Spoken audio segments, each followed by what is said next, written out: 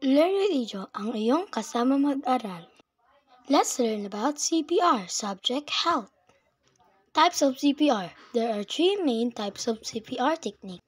Number 1, conventional CPR with breaths and chest compression, used for adult, children, and infant. Involves 30 chest compression followed by 2 rescue breaths. 302 ratio. 2.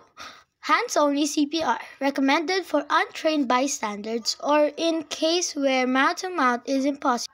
Involves continuous chest compressions 100 to 120 per minute without rescue breaths.